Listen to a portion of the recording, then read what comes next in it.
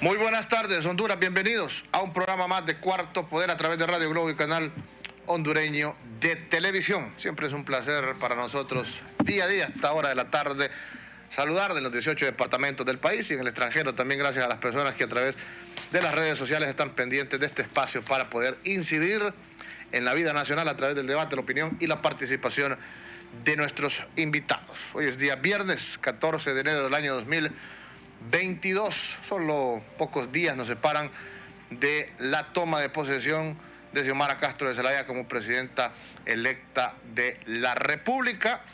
Con ella vienen retos importantes para nuestra nación en los próximos 4 años. Sin duda alguna que el tema que más sometemos a debate, o que lo hemos sometido durante estos 4, 8 o 12 años, o permanentemente, es el tema económico, la situación financiera, pero sobre todo que ha sido una situación crítica muy dura para todos los hondureños en esta última década. Por lo tanto, los retos son enormes que tiene la próxima presidenta Xiomara Castro de Zelaya, y vamos a hablar justo de esos retos que tendrá específicamente el gabinete económico.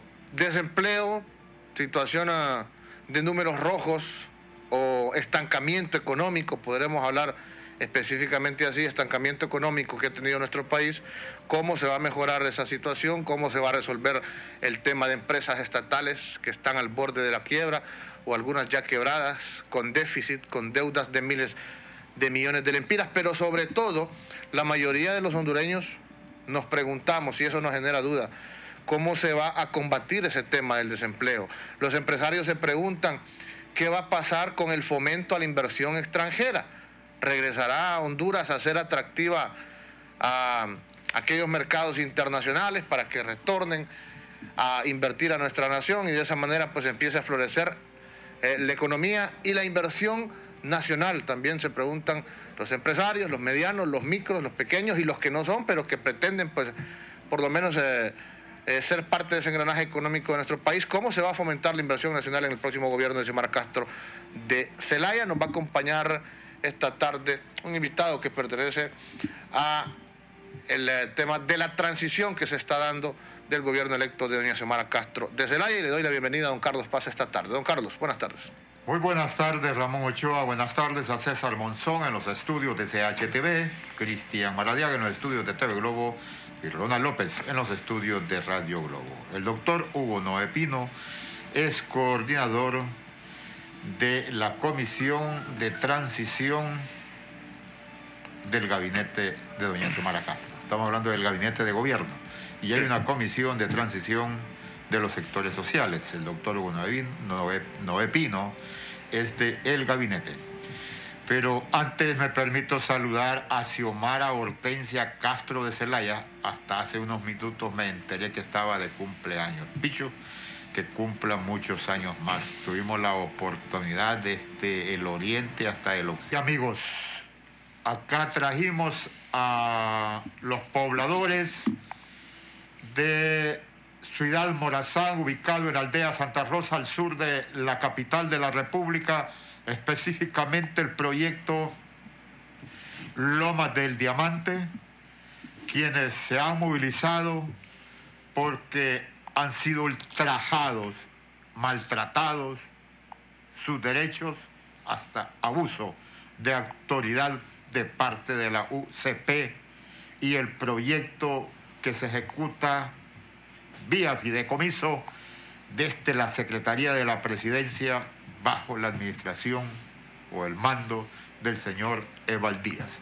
Nos alegra mucho que ayer haya intervenido la Agencia Técnica de Investigación Criminal ATIC del Ministerio Público para que sepamos si los contenedores se compraron nuevos, cuánto valen, o se compraron chatarra, como se ve, diferentes colores, diferente la estructura metálica, lo que ya nos dice que no fueron comprados en una fábrica, sin ser expertos en la materia.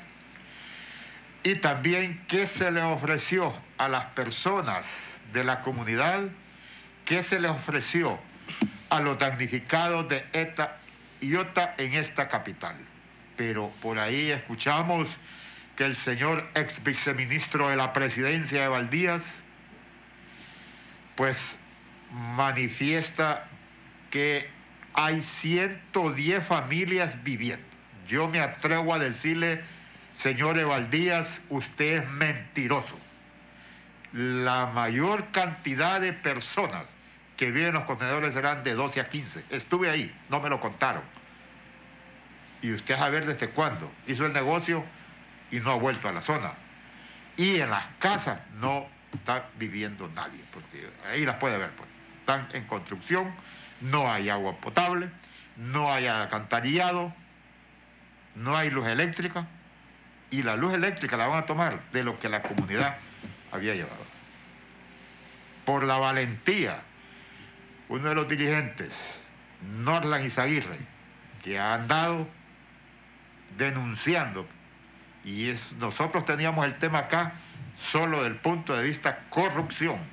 No conocíamos el engaño en que habían sido los pobladores que ya vivían ahí. Los damnificados se fueron de la Villa Olímpica porque transcurrió el tiempo y no les daban el albergue prometido. Para taparle el ojo al macho, como decimos popularmente, el señor exsecretario de la presidencia se comprometió a través de la USP entregar esas casas a los pobladores, pero ahora los quiere meter en los contenedores. Esperemos que el Ministerio Público haga una investigación profunda que realmente está pasando en Ciudad Morazán. Proyecto Lomas del Diamante es un fideicomiso de 1.200 millones de lempiras, donde se involucra al Instituto de la Propiedad, aprobado por el Congreso de Mauricio Oliva Herrera y Tomás Zambrano Molina, secretario. Así de sencillo que aprobaron esa cantidad de dinero. Y entramos al tema. Muchas gracias, Cristian, y a Norlan Izaguirre por brindarnos la información de este operativo de la ATI. Todo país y toda nación requiere de un crecimiento económico y una promesa de campaña de la presidenta Xiomara Castro es el crecimiento económico para generarle bienestar. Así dice, crecimiento económico con bienestar para todos. Es el tema de esta tarde, cómo se encaminará. Pero antes, doctor Bueno de Pino, ¿ya está? Ya. Gracias por atender y compartir con la audiencia de Cuarto Poder de CHTV y Radio Globo. Iniciamos consultándole cómo avanza el proceso de transición de las instituciones gubernamentales centralizadas y descentralizadas. Buenas tardes y gracias nuevamente, doctor. Buenas tardes, Carlos, Ramón, amigos de Cuarto Poder. Me da mucho gusto estar con ustedes esta tarde. Y déjeme señalarle en primer lugar, Carlos, que la Comisión de Transición tiene dos objetivos que les han sido trazados por la presidenta electa Xiomara Castro. El primero de ellos es obviamente establecer una relación con los diferentes entes gubernamentales para el proceso de transición entre los dos gobiernos, el gobierno saliente y el gobierno entrante. Pero al mismo tiempo se estableció como segundo objetivo tener la posibilidad de escuchar diferentes sectores, principalmente en el campo económico, por la situación que ustedes describieron al comienzo del programa, con la serie de problemas que se tienen, y se enmarcaron alrededor de entre 5 y 7 puntos principales, entre ellos el tema del desempleo, el tema de la ENE, el tema de la deuda, la reformulación del presupuesto, la lucha frontal contra la corrupción, el regreso de los niños y niñas y los jóvenes a las aulas de clase en condiciones de bioseguridad entre los principales puntos. En este segundo punto hemos tenido comunicación, reuniones con múltiples organizaciones empresariales y también con la academia, con ONGs, con la comunidad financiera internacional. Y los resultados han sido positivos porque hemos obtenido no solamente información de la situación de las relaciones con el gobierno, sino que también una discusión preliminar de lo que podrían ser las relaciones a partir del 27 de enero. En relación a la transición con el gobierno actual, eso ha sido más difícil. Han habido reuniones con algunos sectores, pero también se ha visto imposibilitada la transición que nosotros imaginamos por el hecho de que el gobierno actual ha estado tomando una serie de medidas contrarias a la práctica internacional de que una vez un gobierno electo ya tiene el gane, como sucedió el 28 de noviembre, entonces se establecen mecanismos o de toma de decisiones conjuntas o al menos abstenerse de tomar decisiones en lo que respecta a gasto, a contrataciones, a compras de equipos, etcétera. Sin embargo, lo que hemos visto más bien es una intención bastante clara de complicar al gobierno entrante, pasando miles de empleados públicos de contratos a nombramientos, otorgando licitaciones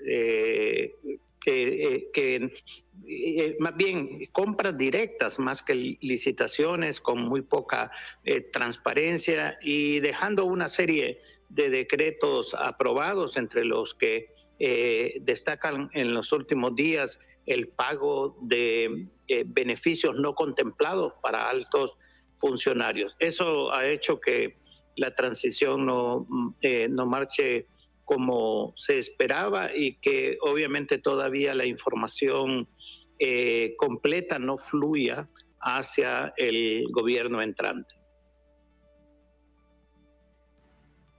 Gobierno, el crecimiento económico para el bienestar de la nación. ¿Podemos conocer algunas de esas grandes líneas o políticas estratégicas para esa reactivación de la economía? En efecto, Carlos, hay 2 o 3 líneas estratégicas fundamentales. Hay que recordar, en primer lugar, de que la generación de empleo en cualquier país con el sistema como el que nosotros tenemos está basado en la inversión privada, tanto nacional como extranjera.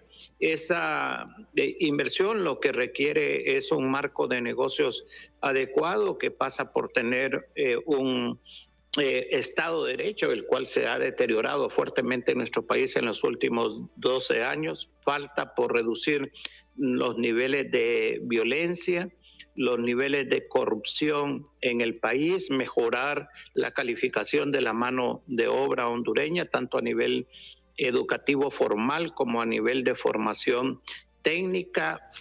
Pasa por proporcionar fuentes de energía abundantes y con precios competitivos en el mercado regional internacional, y pasa también por tener condiciones adecuadas de gobernabilidad. Eso es las líneas estratégicas en el marco de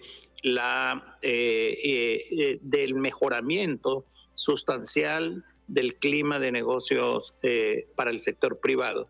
Pero también el Estado o el gobierno contribuye a esa creación de empleo a través de programas específicos de empleo o de vivienda, en este caso de manera indirecta, proporcionando tanto recursos financieros en condiciones adecuadas para que el sector construcción se agilice, al mismo tiempo que con la inversión pública real en infraestructura.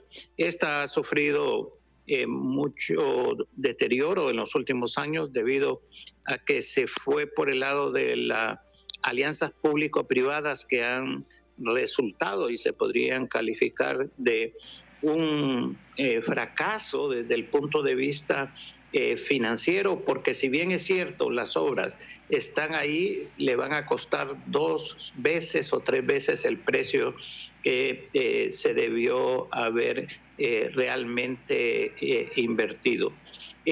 Adicionalmente, en el caso específico de creación de empleo, se ha establecido mecanismos que nos lleven a una financiamiento, asistencia técnica a la pequeña y mediana industria, que son las que crean más empleo con verdaderos programas eficientes, monitoreados y que realmente se evalúe su cumplimiento.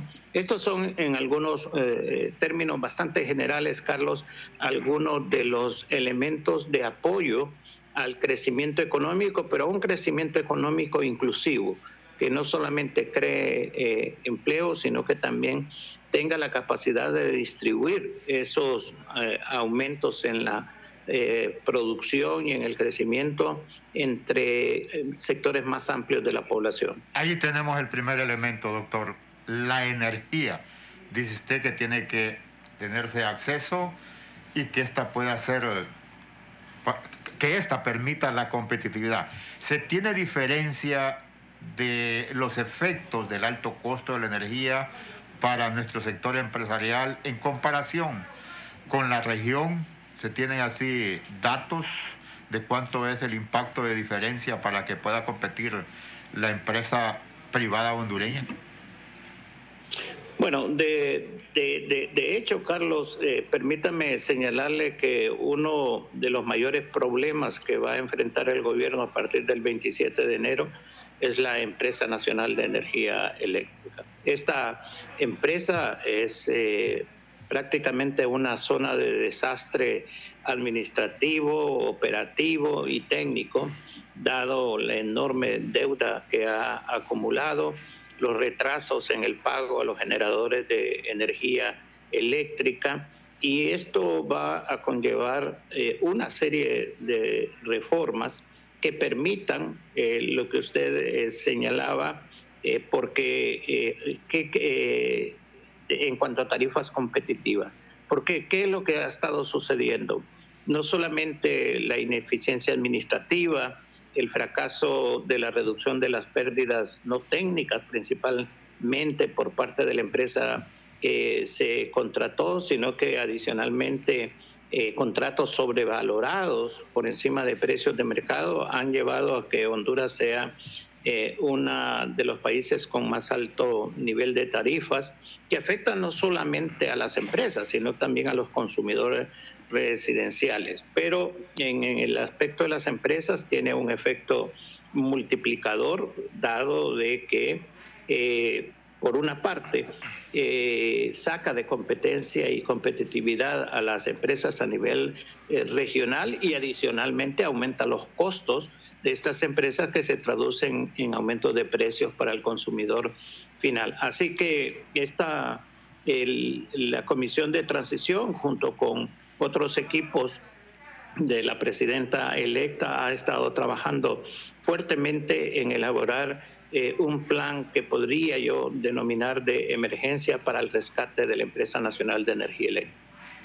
Sí, y sin duda alguna que es un reto muy grande. No sabemos cuántos años o cuánto tiempo se va a llevar el próximo gobierno, doctor Hugo Noé Pino, en el rescate, o probablemente ni miremos ese rescate de la estatal eléctrica, y no es que sea negativo, sino que miramos los números y hablamos de hasta 90.000 millones de lempiras, números rojos que tiene la Empresa Nacional de Energía Eléctrica. Un problema energético que viene desde hace muchas décadas. ¿Soluciones hay?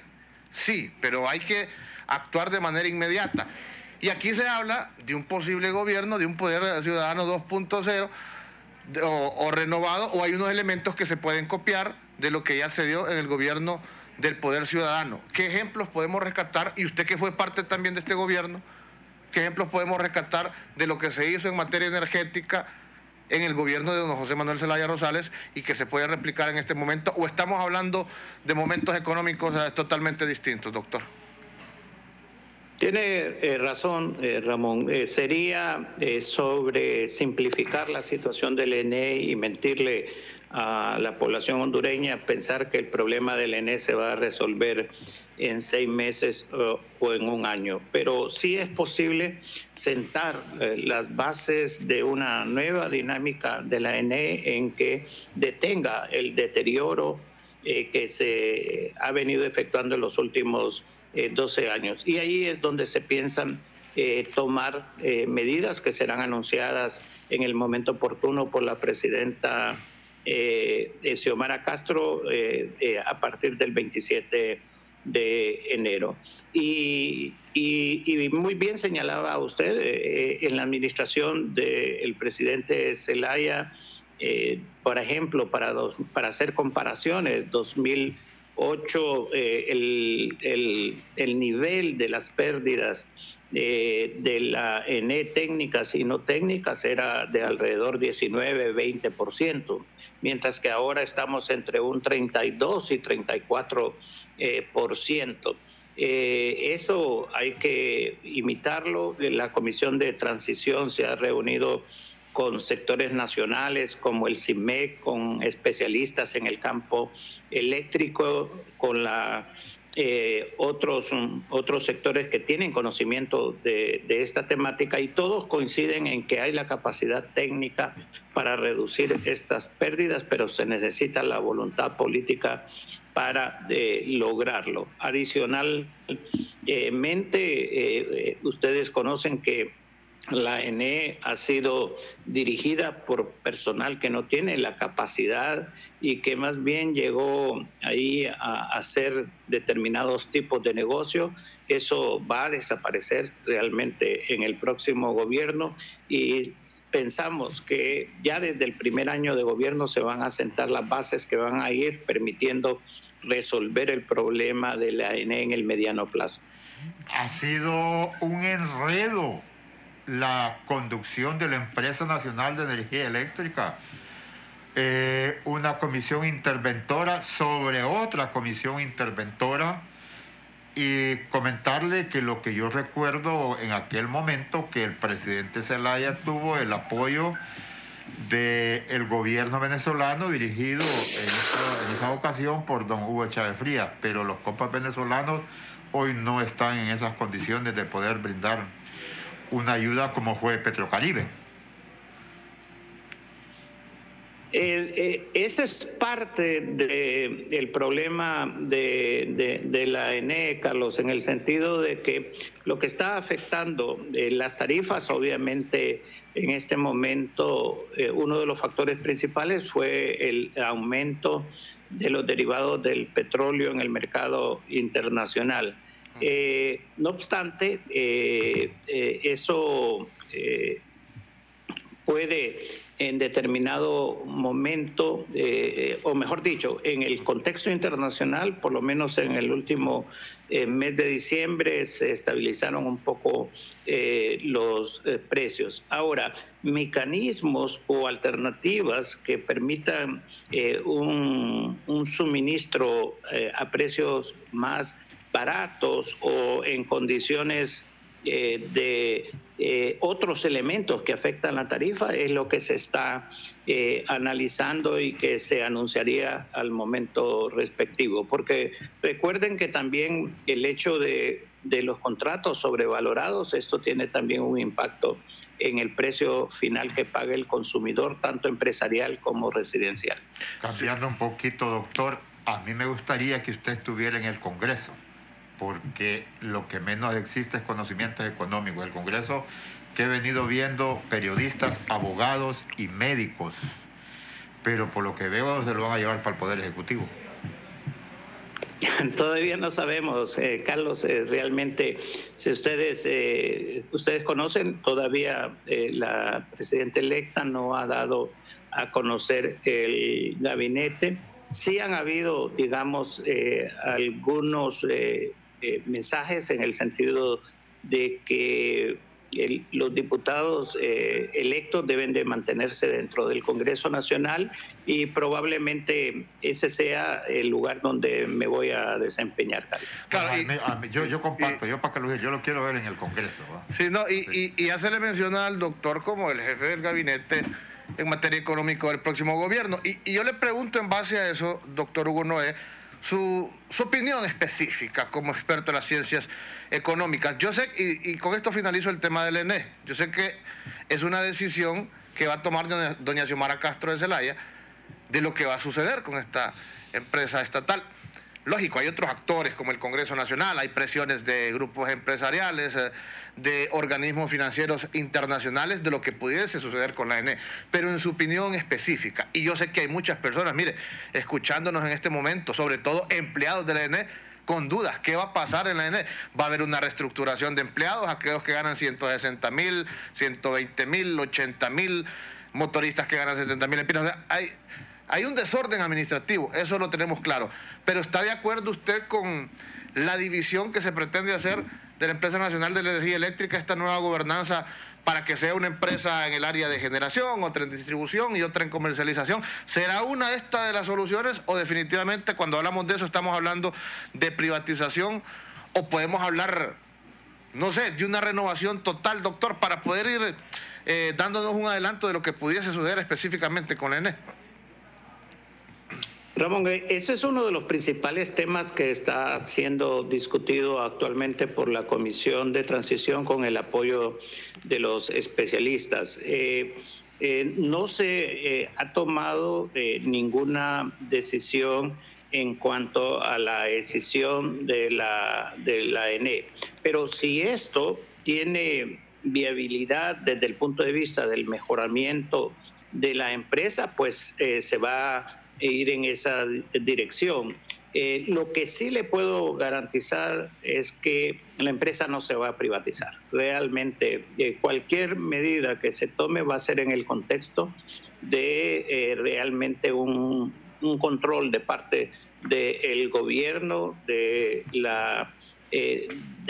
esa división de la ENE, bien sea directa o indirectamente. Esas son las alternativas que se están analizando y que, como les decía al principio, serán anunciadas las decisiones en el momento oportuno por la presidenta Xiomara Castro. Con el precio correcto que llega a cobrar, mire, me han dado un susto que me incrementaron el 100%.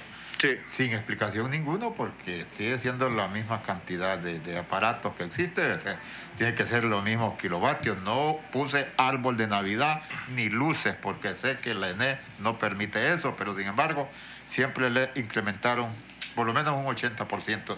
Doctor, quiero retomar lo que mencionó para el marco de negocios, porque es el crecimiento económico para que podamos tener bienestar. El marco de negocios adecuado, dice, que tenga un marco jurídico. Doctor, voy a meterle incluso mi profesión. Como periodista, pues debo de pensar en la promoción y la imagen del país, de Honduras en el exterior. Cuando se habla de cancelar las sedes, ¿no afectará la imagen del país, que no hay seguridad jurídica para la inversión, el llegar, dijo, a cancelar las sedes?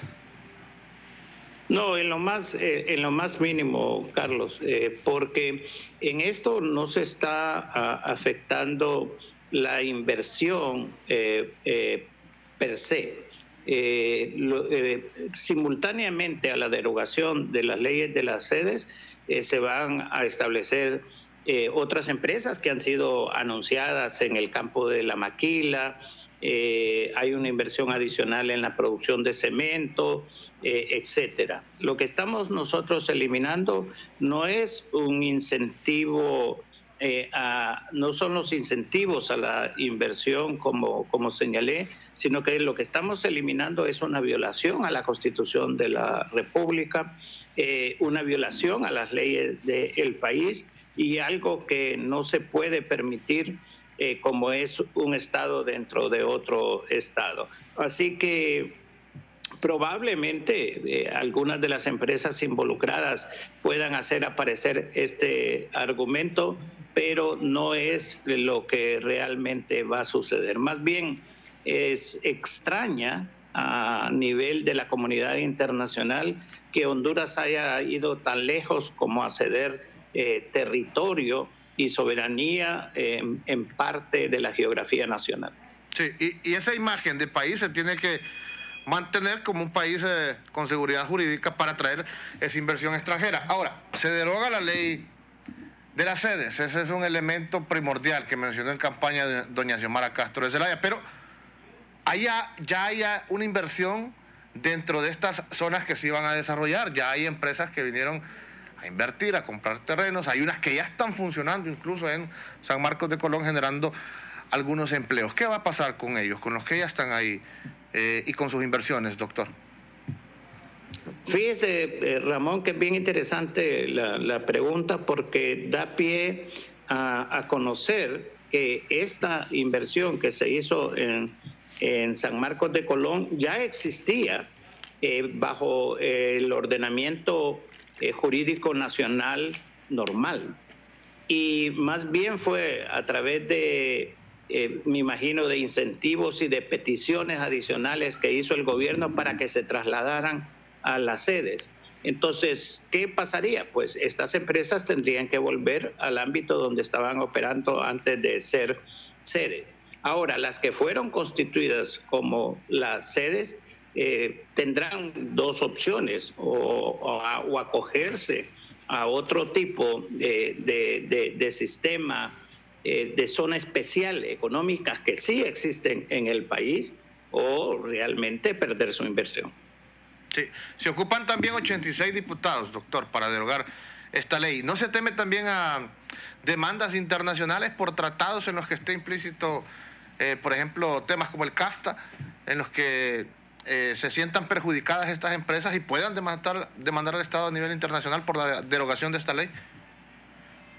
En primer lugar, usted señala la cantidad de diputados que en efecto se requiere para hacer estas modificaciones. Estos son elementos que la Comisión Jurídica del Congreso Nacional va a tener que considerar, pero ya los abogados han adelantado algunos caminos que se pueden superar y adicionalmente, Ramón, hasta miembros de la bancada del Partido Nacional de Honduras han expresado su voluntad de votar por la derogación de las sedes. Y obviamente no tememos ningún tipo de demanda a nivel internacional ni a través de un tratado, porque no se está violentando ninguna de las cláusulas que pertenecen a estos tratados. Yo estoy seguro que aún los países provenientes de donde viene el capital que se ha invertido en estas sedes, que no todo, recuerden, no todo es extranjero, es decir, ha habido capital aquí hondureño que se ha colocado en este número reducido de sedes que existen en la actualidad. Pero habrán dos cosas seguras con las sedes. Primero, no hay aprobación de sedes. Segundo, no van a poder aplicar la ley orgánica que dice que pueden estar hasta expropiar tierras o que pueden establecer medidas soberanas, etcétera. Y tercero, de que en el mejor de los casos para ellos van a tener que buscar mecanismos alternativos, porque las sedes, la derogación de la ley que da sustento a las sedes es un compromiso no solamente del Partido Libre, del Partido Salvador de Honduras, del Partido Pino y de la mayor parte de los sectores hondureños, porque se derogue. No, yo creo que la gente votó masivamente por el Partido Libre, doña Xiomara Castro, porque estaba en contra de esa iniciativa del Partido Nacional. Y como habla de que hay capital de hondureños, ellos sí tengan los fijos que van a demandar y andan incluso hasta preocupados ya. Claro. Pensando en qué se va a hacer con las sedes. Habló de la inversión en la infraestructura, la vivienda. Yo he estado viendo, o sea, estaba participando ahí como periodista y participo también en una mesa los sectores sociales, en la Comisión de Transición de los Sectores Sociales, doctor, están hablando de esta cuestión del CAFTA, del TLC, del Tratado de Libre Comercio, que a partir de este año y el siguiente, pues prácticamente muchos de los productos agrícolas quedan totalmente exonerados de medidas tributarias y que eso pues los va a destruir. ¿Qué se ha pensado con respecto a ello? Hablan particularmente de los granos. Sí, recuerde que todos estos tratados tienen cláusulas de excepción y creo que, dado que el CAFTA es un tratado de libre comercio entre Centroamérica, Panamá, República Dominicana y los Estados Unidos, y los Estados Unidos están bastante preocupados por la migración de los países del norte de Centroamérica, creo que estarían en anuencia de revisar estas cláusulas que permiten la desgravación arancelaria a productos agrícolas, de tal forma que obviamente estarían dañando fuertemente la producción nacional. Ese es un tema que el gobierno va a considerar. Hemos recibido varias peticiones en las diferentes comisiones de la transición que se están dando ahora, y este es un tema que se va a llevar a la discusión bilateral con el gobierno de Estados Unidos. En la infraestructura, doctor, ¿dónde tienen priorizado? Siempre he considerado la carretera desde Colón a Puerto Cortés, por donde viajaba antes o circulaba el ferrocarril o el tren. Y en la vivienda, que se reactive lo que era la Federación de Cooperativas de Vivienda. ¿Cómo tienen priorizado ese componente?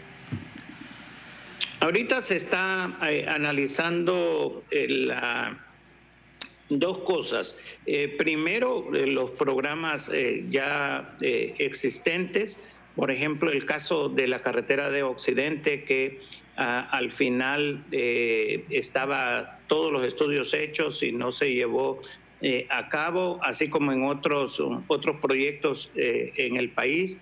Pero obviamente todo esto va a estar sujeto a lo que tiene que ver con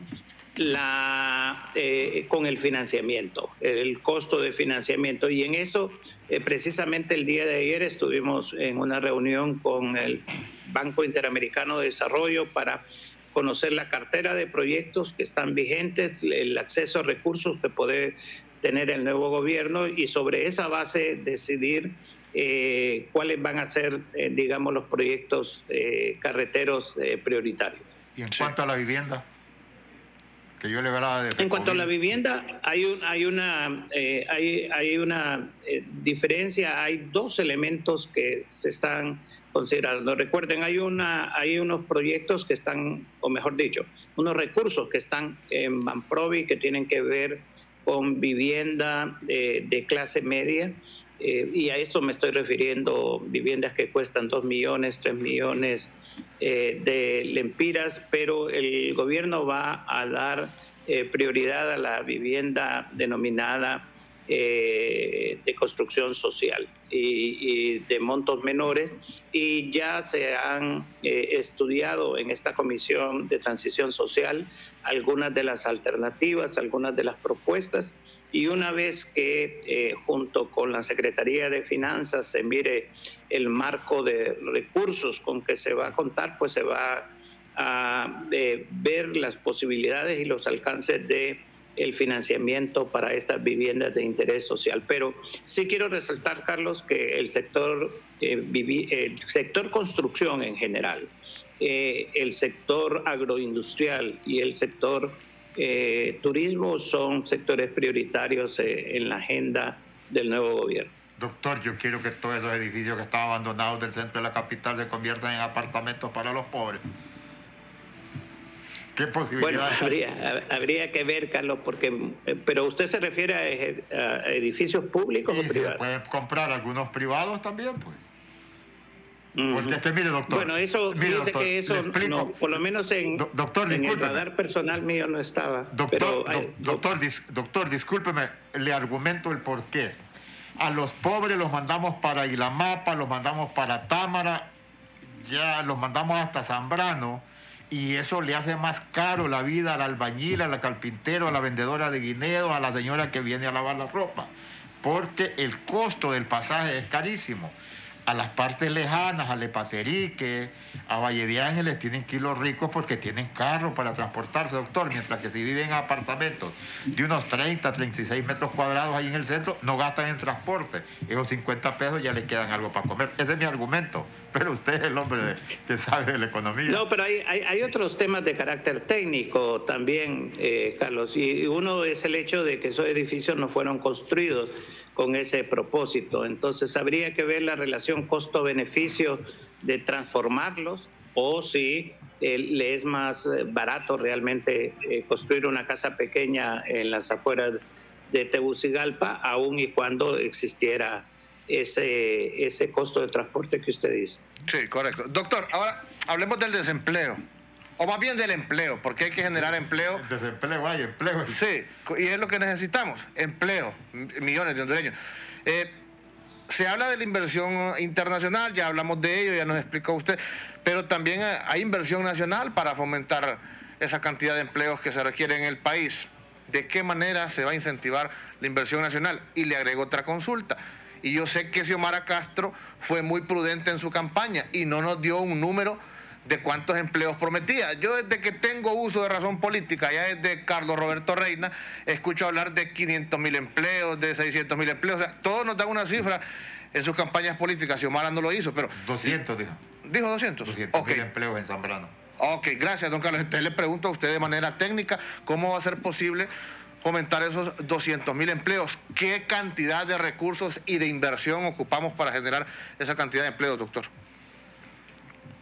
Bueno, recuerde que iniciamos el programa hablando del marco de negocios dentro del país. Sí. En este caso estamos hablando del marco de negocios tanto para la inversión nacional y para la inversión extranjera. En la inversión nacional, el costo de la creación de empleo varía obviamente de sector productivo a sector productivo. Lo que sí es que en el caso, por ejemplo, del gobierno, al aumentar la inversión en la inversión pública, por ejemplo, en construcción, en vivienda, al facilitar recursos crediticios de la pequeña y mediana empresa y al microempresario, usted está creando realmente las fuentes de empleo necesarias. Yo creo que hay una coyuntura muy especial ahora que puede ser sumamente favorable, además de este mejoramiento del clima nacional de negocios. Existe la posibilidad de que varias empresas, dado el enfrentamiento económico que tienen en este momento Estados Unidos y China, vuelvan sus ojos hacia América Latina y en especial hacia Centroamérica. Esta iniciativa que ha tomado el presidente Biden y que la vicepresidenta Kamala Harris anunció recientemente, de que varias empresas de Estados Unidos estarían invirtiendo en la región, es por lo menos un buen principio que obviamente tenemos que esperar que se materialice, y en esa dirección la creación de empleo estaría dándose en mejor cantidad y calidad, como lo prometió la presidenta electa. Tomando esa iniciativa que acaba de mencionar, es lo que los gringos le llaman, ¿cómo era? ¿Un MIRS o algo así? O sea, de... Nearshoring. Nearshoring, correcto. Así es. Eso es. Así es. ¿Qué condiciones se tienen que dar para que pueda, para que pueda venir ese tipo de inversión? Fíjese que es interesante su pregunta, Carlos, porque yo miraría que hay dos condiciones principales. Uno, que el clima de negocios nacional mejore, que el nuevo gobierno dé muestras, digamos, claras y directas, que va por una seguridad jurídica fuerte. que va por un combate a la corrupción fuerte, que va por la defensa de los derechos humanos y que implementa realmente políticas que tiendan a resolver los problemas como el tema de seguridad que tanto afecta al país. Y en segundo lugar, hay una condición geopolítica muy favorable. Estados Unidos tiene dificultades en su relación con El Salvador, en su relación con Nicaragua e inclusive con Guatemala. Así que Honduras puede considerarse como un país en el cual se puede mostrar las bondades de la democracia a través del apoyo a un crecimiento económico equitativo que cumpliría varios objetivos dentro de la política de los Estados Unidos. La primera es buscar reducir la migración hacia su país y el segundo, una especie de muestra o de imagen de lo que realmente se puede lograr cuando un pueblo decide cambiar un gobierno democráticamente, asistiendo masivamente, pacíficamente al proceso electoral. Así que esas dos condiciones considero que son favorables para que se concreticen muchas de las promesas que se han hecho. Y están en el país en este momento. Solo hay que mejorar la condición del marco jurídico, porque la democracia, en la forma contundente en que doña Xiomara ganó las elecciones, muestra ese espíritu patriótico democrático del pueblo hondureño. En efecto. Doctor, siempre muy agradecido con su análisis y sus aportes. Yo tengo una petición más, doctor, no solo la calle allá de Colón a Cortés. Tengo otra carretera como diputado de Francisco Morazán, doctor. Fíjese que hay 70 millones ahí en el Congreso, que a ver para dónde le dieron, a una iniciativa que presentó el diputado Harry Dixon para pavimentar la carretera de los municipios del sur de Francisco Morazán. Necesitan una carretera pavimentada y para la gente que viaja para el Amatillo, para El Salvador, también se acorta distancia. Y los compatriotas necesitan una carretera pavimentada para mejorar sus condiciones de vida.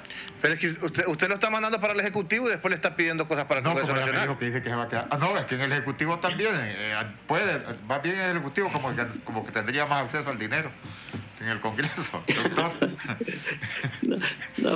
Me ha dado mucho gusto saludarlos esta tarde y vamos a platicar con Harry sobre ese proyecto, Carlos, a ver en qué etapa está. Y usted tiene razón, son los municipios digamos, con más necesidades dentro del departamento de Francisco Morazán, y habría que considerar la forma de ayudarlos. Doctor, ¿su voto cómo va a ser para la escogencia de la directiva del Congreso Nacional? ¿A favor de Luis Redondo o con la otra opción que se está presentando?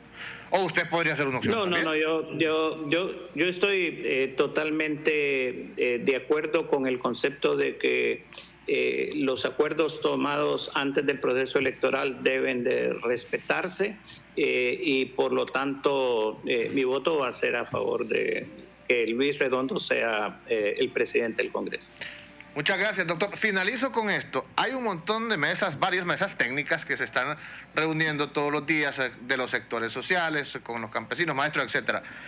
Y hay conflictos ya porque unos presentan una propuesta, otros otra, y otros se creen dueños de la lucha. Entonces, al final, no sé si estas propuestas llegan arriba al nivel de la presidenta. Usted como comisión de transición, ¿recepcionan estas propuestas? ¿Serán tomadas en cuenta o solo es un protocolo que se está dando para dialogar con los sectores? Él es del gabinete de gobierno.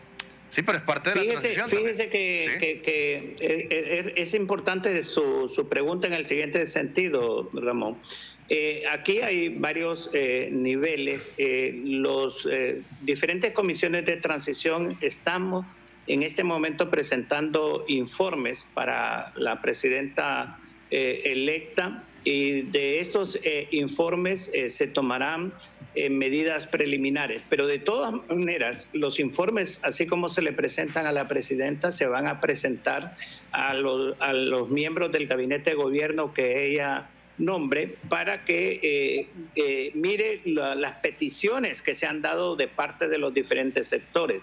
Entonces, obviamente, y eso tengo que señalarlo, los recursos son limitados, habrá que establecer prioridades, eso es fundamental en un nuevo gobierno, máxime en las condiciones en que se está recibiendo el país, y en base a esas prioridades se van a atender las peticiones y los aportes, porque muchas veces han habido aportes. Otras peticiones, otras solicitudes no necesitan recursos financieros y por lo tanto en el marco, y voy a mencionar un caso específicamente, el aspecto de los derechos humanos, el aspecto de la protección a los defensores de los derechos humanos.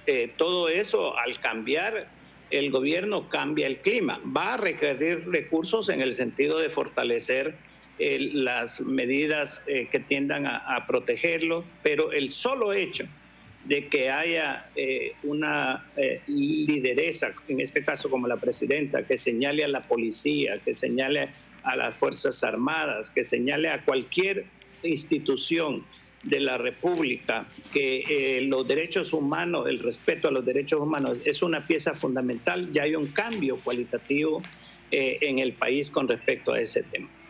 Muchas gracias, doctor. Le agradecemos mucho haber compartido esta tarde con la audiencia de Cuarto Poder para la nación hondureña y los compatriotas que están en el extranjero. Me da mucho gusto haber estado con ustedes, Ramón, Carlos, y que estén bien. A cuidarse con esta oleada, ¿verdad? El COVID. Sí, doctor. Muchas gracias. Claro, claro, a cuidarse usted también porque... Brevemente le explico lo que usted decía. Mire, sí. He estado ahí y, por ejemplo, 45 organizaciones entre los pueblos originarios y garífunas del país, pero los problemas son comunes. Claro, lo que estamos claros. Plantea la misma organización. Entonces se convierte en una sola. Es que yo escuché un conflicto en estos últimos días que unas organizaciones no querían que otras organizaciones presentaran propuestas. No, entonces, esa es quizás la persona, pero ahí hay una mesa que la recibe. No es que ahí no lo van a dejar discutir que este y que el otro. No, ahí va a entregar una propuesta y lo expone y pasa a un segundo banco, digamos así como los bancos de segundo nivel, donde están los técnicos académicos, donde están los técnicos académicos para el ordenamiento y el consolidado de las propuestas que son coincidentes, afines al área que corresponde. Por ejemplo, 3 comisiones y a saber cuántos independientes llegan mañana de los barrios y colonias de Tegucigalpa, de la capital. El problema común es la falta de agua. Otro problema común es la tenencia de la tierra. Es que propuestas sobran. ¿Saben cuál es el problema? Que muchos llegan a pedir trabajo, más bien a hacer propuestas de ministerios o de subsecretarios de Estado. Le estoy diciendo que ese fue un error de don Jesús Antonio Chávez. Así, no fue error de Nicolás de Pedro, sino que don Jesús Antonio Chávez. No, hay varios. Que lo permitió. De ahí, no, en lo que he estado, compañero, ahí nadie llega a pedir chamba. Se fue el tiempo, Carlos. Llegó una barra ahí y la callaron, pues le dijeron, disculpe, ¿cuál es la propuesta que trae? Pero acá no se están nombrando ministros. Nos vamos, bueno, será hasta la próxima semana. Gracias, Honduras. Buenas tardes.